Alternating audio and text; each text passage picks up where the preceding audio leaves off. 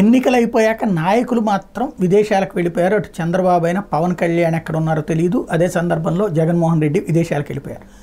కానీ ఇక్కడ కార్యకర్తల మధ్యన మాత్రం ఏ రోజుకు ఆ రోజు టెన్షన్. నాయకులకు టెన్షన్ ఉందో లేదో మనకు తెలియదు, కానీ కార్యకర్తలకు మాత్రం విపరీతమైన టెన్షన్ ఉంది.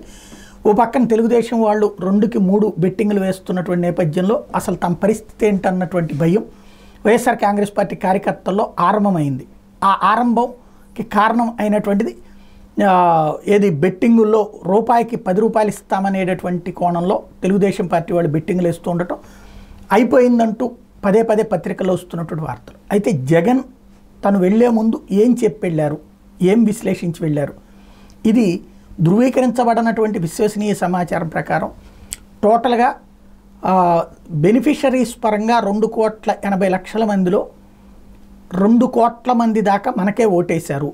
చంద్రబాబు ఇస్తానన్న సంక్షేమ పథకాలని వాళ్ళు నమ్మలేదు అన్నది నెంబర్ 1 పాయింట్.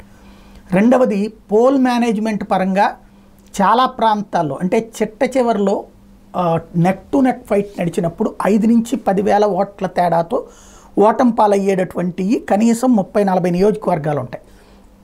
దాన్ని దృష్టిలో పెట్టుకుని పోల్ మేనేజ్మెంట్ చాలా సీరియస్గా చేశారు. కాబట్టి అంటే ప్రతి ఒక్కళ్ళకి కూడా 2,000 రూపాయలు చొప్పున జగనే పంపించాడు. అంటే ఎమ్మెల్యేలు 10 కోట్లు పెట్టుకుంటాను, 20 కోట్లు పెట్టుకుంటానని ఎవరు ఎంత పెడతానన్నారో అవన్నీ జగన్ డబ్బులు తీసేసుకుని ముందే క్యాష్గా దాంతో కలిపేసేసి టోటల్గా 30 కోట్ల రూపాయలు ఒక్కొక్కళ్ళకి పంపించుకొచ్చారు.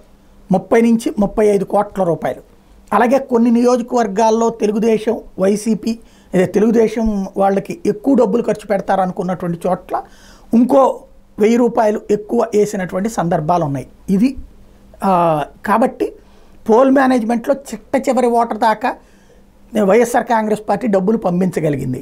అంటే ఆ 5 నుంచి 10,000 ఓట్ల తేడాని కంట్రోల్ చేయగలిగింది. అంటే డబ్బులు ఇవ్వనటువంటి ఇద్దరు డబ్బులు ఇస్తారు. ఆ ఇద్దరిలో ఎవరు ఎక్కువ ఇస్తే అట్లా పడేటటువంటి ఓట్లు 5 నుంచి 10,000 అవుతాయని అది లెక్క వేసుకున్నాం. కాబట్టి ఓవరాల్గా చూస్తే విజయావకాశాలు 150 పైనే రావడం తప్పించి తగ్గేటటువంటి అవకాశం లేదని జగన్ సమీక్ష ద్వారా చెప్పి అదే ఆ తర్వాతనే ఐపాక్కి వెళ్ళి చెప్పారన్నటువంటిది ఆయన సన్నిహితులు చెప్తున్నటువంటి మాట.